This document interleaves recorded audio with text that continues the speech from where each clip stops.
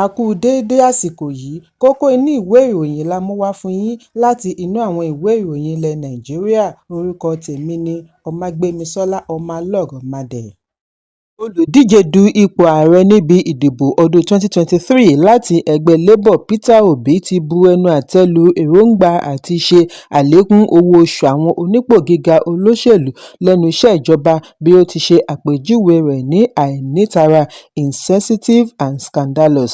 Àjọ Revenue Mobilization Allocation and Fiscal Commission RMAFC ni ó sọ ní ọjọ́ Ìṣẹ́gun wípé àwọn ń ṣe àgbéyẹ̀wò owó oṣù ààrẹ, igbákejì rẹ̀, gómìnà àti àwọn olóṣèlú onípò gíga lẹ́nu iṣẹ́ nígbà tí ó ń fèsì nínú àtẹ̀jáde orí ẹ̀rọ abánidọ́rẹ̀ẹ́ X tí ó pe àkọlé rẹ̀ ní "Mímú ìjẹkújẹ àwọn adarí lọ́kùnkúndùn ju ìgbáyégbádùn ará ìlú lọ". Prioritizing leaders' greed over basic welfare. Obi ní èròǹgbà wọn yìí kò lẹ́tọ̀ọ́ bí a bá wo ipò tí ọrọ̀ ajé orílẹ̀-èdè wà, èyí sì ti ń dá awuyewuye àti ìbínú sílẹ̀ láàrin ọmọ orílẹ̀-èdè. Òun sì mọ rírì ìṣòro tí ọmọ Nàìjíríà ń là kọjá bí ó ti ń béèrè fún ìdí àti àkókò tí ìgbésẹ̀ yìí fi wáyé. Obi ṣe àríyànjiyàn wípé ìgbésẹ̀ tí wọ́n fẹ́ fi ṣe àlékún owó oṣù àwọn adarí olóṣèlú ní ìlọ́po méjì tàbùkù iṣẹ́ ìlú tí wọ́n gbé lé wọn lọ́wọ́. Gómìnà àná fún ìpínlẹ̀ Anambra ní kò lẹ́tọ̀ọ́ fún RMAFC láti mú ìgbáyégbádùn àwọn òṣìṣẹ́ ìjọba lọ́kùnkúndùn ju ti àwọn ẹ̀ṣọ́ aláàbò, pàápàá jùlọ ọlọ́pàá tí owó oṣù wọn kò tó nǹkan. Ó wá rọ ìjọba àpapọ̀ kí wọ́n kíyèsí àti mú kí ayé dẹrùn fún ará ìlú tó ń ṣiṣẹ́ lábẹ́ ìjọba nítorí àwọn gangan ni igi lẹ́yìn ọgbà orílẹ̀-èdè. Ẹ̀kúnrẹ́rẹ́ ìròyìn wà nínú ìwé ìròyìn Vanguard tó jáde lónìí. Ọlọ́wọ̀ ìlú Ọ̀wọ̀ Ọba Dr. Ajíbádé Gbádégẹṣin ti ké sí Olóyè Sunday Adéyẹmọ tí gbogbo ènìyàn mọ̀ sí Sunday Ìgbòho àti àwọn alátìlẹyìn rẹ̀ kí wọ́n jẹ́ olùpamọ́ òfin jáwọ́ nínú rògbòdìyàn. Ọba tí ó gba àlejò Ìgbòho àti àwọn alátìlẹyìn rẹ̀ ní ààfin rẹ̀ tí ó wà ní Ọ̀wọ̀, ìpínlẹ̀ Ondo ṣe àpèjúwe Ìgbòho ní ìrètí bí ó ti rọ̀ kí ó má jẹ́ kí ìpèníjà dá lọ́wọ́ kọ́.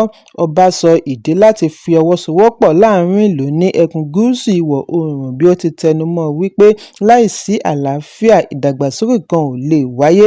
Ìgbòho tí ó gbóríyìn fún àtìlẹyìn àti ìṣọ̀kan tí ó rí gbà láti ọ̀dọ̀ àwọn ọba láti ẹkùn gúúsù ìwọ̀ oòrùn nígbà tí ikọ̀ àjọ ọ̀tẹlẹ̀múyẹ́ DSS ṣe ìkọlù sí ilé rẹ̀ ní Sókà ní ọjọ́ kìíní oṣù keje ọdún 2021 dúpẹ́ lọ́wọ́ ọba Ọ̀wọ̀ fún ìyànjú àti ìgbàlejò wọn. Ó gbóríyìn fún àtìlẹyìn tí ó ti ń rí gbà lórí ìjàǹgbara rẹ̀ lọ́wọ́ àwọn Fúlàní darandaran síwájú àkókò yìí níbi tí àwọn wọ̀nyí ti ń ṣekú pa àwọn àgbẹ̀, ìbálòpọ̀ àti ìfarapa tí wọ́n ń dá sílẹ̀ láti ọdúnmọ́dún. Ìgbòho ní ìyànjú tí àwọn rí gbà lákòókò ìkọlù àwọn darandaran ni ó sì mú wọn dúró ṣinṣin láti borí ìṣòro. Ẹ̀kúnrẹ́rẹ́ ìròyìn wà nínú ìwé ìròyìn Daily Post tó jáde lónìí. Atọ́baṣe ilẹ̀ Yorùbá Dr. Babájídé Agúnbíadé ti yọ̀ǹda lẹ́tà tí ó fi àtìlẹ́yìn rẹ̀ hàn sí His Imperial Majesty Ikú Bàbá Yèyé Aláàfin ìlú Ọ̀yọ́ Ọba Abímbọ́lá Akeem Ọ̀wádé lórí rògbòdìyàn tí ó dìrọ̀ mọ́ ẹ̀ka adarí àṣà ilẹ̀ Yorùbá. Nínú lẹ́tà yìí ni Agúnbíadé ti gbóríyìn fún ìpinnu Aláàfin tako ohun tí ó ṣe àpèjúwe rẹ̀ ní ẹ̀sùn àìlóye tó láti ọ̀dọ̀ Ọọ̀ni Ilé-Ifẹ̀. Ó ní agbára tí Aláàfin ní ilẹ̀ Yorùbá ṣì wà síbẹ̀ tí kò lè yingin. Láti fi ènìyàn joyè jẹ́ ojúṣe Aláàfin gẹ́gẹ́ bí bàbá gbogbogbò àti adarí ilẹ̀ Yorùbá. Oríṣiríṣi ọ̀nà ni wọ́n sì ti fi èyí múlẹ̀, pàápàá jùlọ ní ilé-ẹjọ́ tó ga jùlọ. Agúnbíadé fi kún un wípé ipò Aláàfin walẹ̀ jìn nínú ìtàn, ìṣẹ̀dálẹ̀ àti òfin bí ó ti ṣe àpẹẹrẹ Ọ̀yọ́ Empire tí ó kó gbogbo ilẹ̀ Yorùbá ìsìn papọ̀, Dahomey, Ọ̀fà àti apá ibìkan ní Kogi bí ó ti ń pè fún ìṣọ̀kan láàrin ará Yorùbá. Ní Dókítà Agúnbíadé rọ Aláàfin kí ó gbé gbogbo ìgbésẹ̀ tí ó bá yẹ láti lè fi ipò rẹ̀ múlẹ̀ gẹ́gẹ́ bí aláyélúwà ilẹ̀ Yorùbá. Ó ní èyí kì í ṣe fún ti ara rẹ̀ nìkan nìkan ṣùgbọ́n láti pa àṣà àjogúnbá mọ́. Àgúnbíadé bu ẹnu àtẹ́ lu ìgbésẹ̀ Ọọ̀ni Ilé-Ifẹ̀ bí ó ti ní ó jẹ́ ìgbìyànjú àti fojú kéré àṣẹ àti ìṣẹ̀dálẹ̀ Aláàfin. Ó wá rọ gbogbo ọmọ bíbí ilẹ̀ Yorùbá kí wọ́n pawọ́pọ̀ láti dáàbò bo ìlànà àjogúnbá wọn. Ó parí ọ̀rọ̀ rẹ̀ pẹ̀lú ìgbaniníyànjú fún Aláàfin fún okun, ìgboyà àti ọgbọ́n lórí ọ̀rọ̀ yìí nítorí àwọn wà lẹ́yìn rẹ̀ digbí. Atọ́baṣe ilẹ̀ Yorùbá jẹ́ onímọ̀ ẹ̀rọ ẹlẹ́yinjú àánú àti ajìjàǹgbara fún ìpamọ́ àṣà àti ìṣe ilẹ̀ Yorùbá. Ẹ̀kúnrẹ́rẹ́ ìròyìn wà nínú ìwé ìròyìn Nigerian Tribune tó jáde lónìí. Kò dín ní àgbẹ̀ 15 tí a gbọ́ wípé wọ́n ṣekú pa nínú ìkọlù tuntun tí ó ṣẹ̀ṣẹ̀ wáyé ní abúlé méje lábẹ́ Manding, Jibin, Tim, Jiblang, Kopang, Midean àti Jilem ní ìletò Chakfem, ìjọba ìbílẹ̀ Mangu, ìpínlẹ̀ Plateau. Àwọn tí wọ́n ṣe ìkọlù yìí ni a gbọ́ wípé wọ́n dáná sun ọ̀pọ̀lọpọ̀ ilé tí wọ́n sì kó wọn ní ẹran ọ̀sìn. Ìwádìí jẹ́ kó di mímọ̀ wípé ìkọlù yìí fa ìpalára fún ọ̀pọ̀ olùgbé tí ó mú àwọn tí wọ́n lé ní 3,000 fi ilé àti ọ̀nà wọn sílẹ̀. Àwọn tí wọ́n fi ara pa ṣì ń gba ìtọ́jú lọ́wọ́ ní ilé ìwòsàn. Ààrẹ ẹgbẹ́ ìdàgbàsókè ìjọba ìbílẹ̀ MDA Bulus Dabi ti fìdí ìṣẹ̀lẹ̀ yìí múlẹ̀ lánàá bí ó ti ṣàlàyé wípé obìnrin àti ọmọdé wà nínú àwọn tí wọ́n ṣe ìkọlù sí.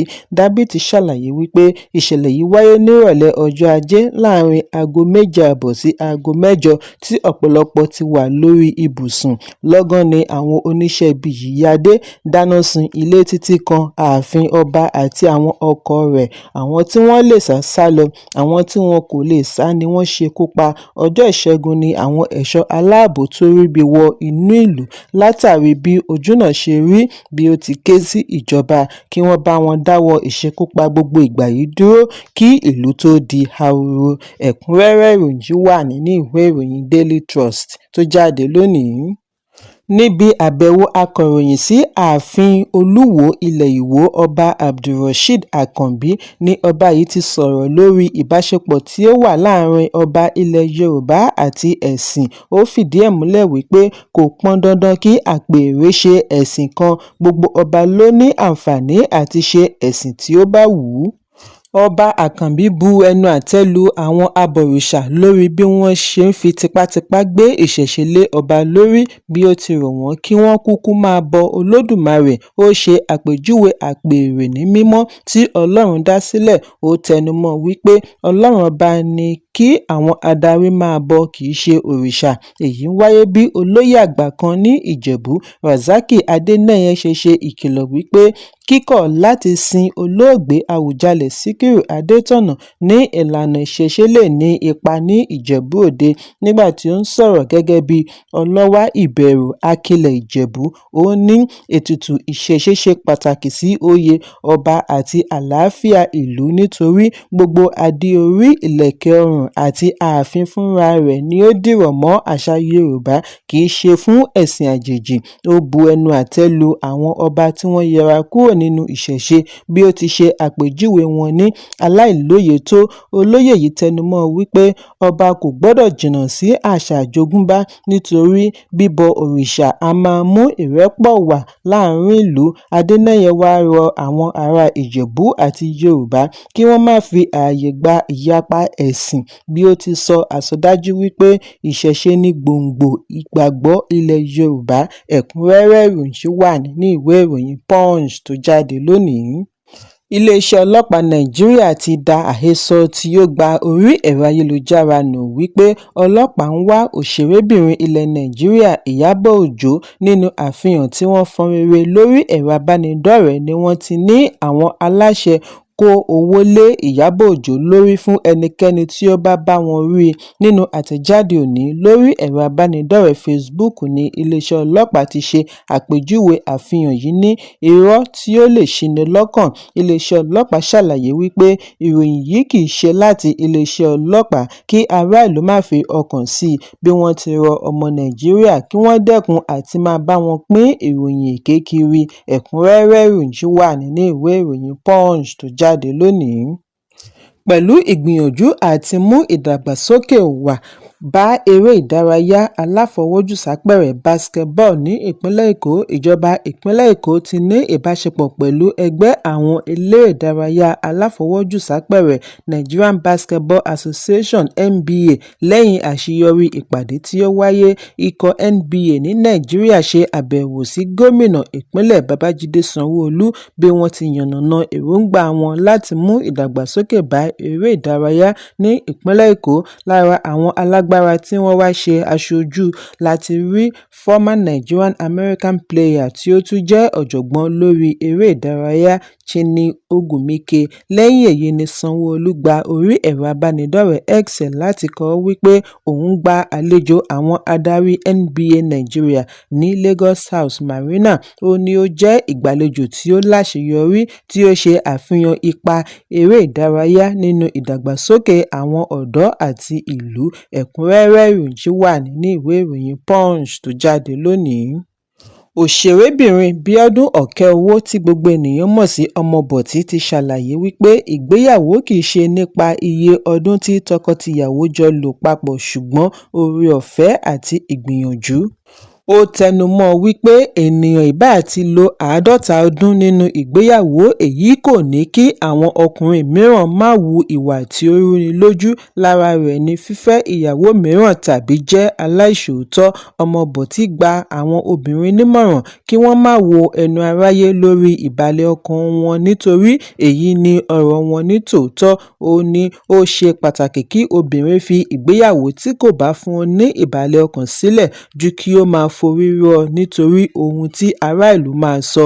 Ọmọbọ̀tí gbà wípé àwọn ọkùnrin tí ó ṣe fẹ̀mítẹ̀ ṣì wà tí wọn kò yẹsẹ̀ nínú ìlérí wọn, tí wọ́n sì lẹ́tọ̀ọ́ àti máa gbàdúrà fún. Ẹ̀kúnrẹ́rẹ́ ìròyìn wà nínú ìwé ìròyìn The Nation tó jáde lónìí. Kókó inú ìwé ìròyìn tòní kò ní jù báyìí lọ.